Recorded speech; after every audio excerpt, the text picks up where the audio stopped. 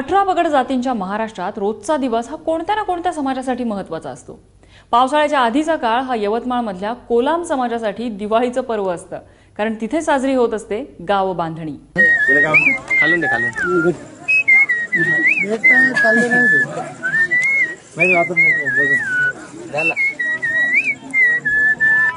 यवतमाळ जिल्ह्यातल्या घाटंजी तालुक्यातील माथणीमध्ये कोलाम समाजाने दरवर्षीप्रमाणे मोठ्या उत्साहात गाव बांधणी साजरी केली। रोगराई, दारिद्र्य, दैवी प्रकोप या सर्वांपासून गावकऱ्यांचं रक्षण व्हावं यासाठी ही गाव बांधणी।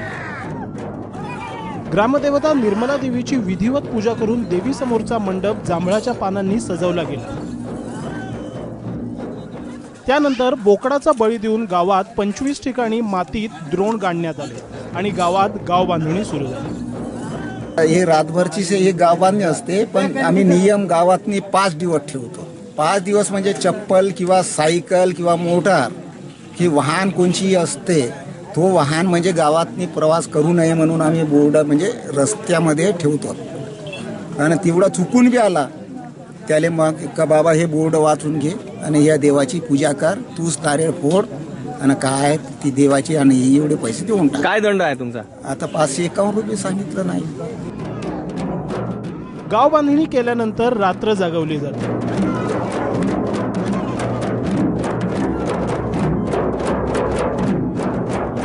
गाव बांधणीच्या या सणाची सगळेजण आतुरतेने वाट पाहत असतात। माहेर वाशिणी तर आवर्जून या सणासाठी गावात येतात।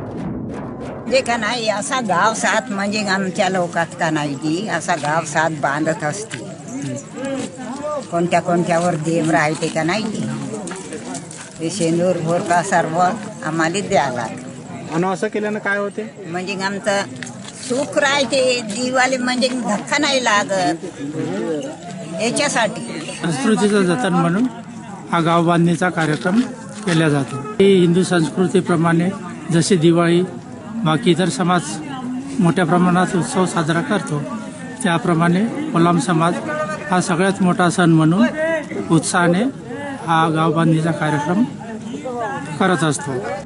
गाव बांधणी हा तसा अंधश्रद्धेचाच प्रकार, पण अजूनही विज्ञान तंत्रज्ञानापासून दूर असलेला आदिवासी समाज त्यातून बाहेर कसा पडणार, त्यासाठी कोण प्रयत्न करणार हा प्रश्नच आहे। कपिल शामकुवर, ABP माझा, यवतमाळ।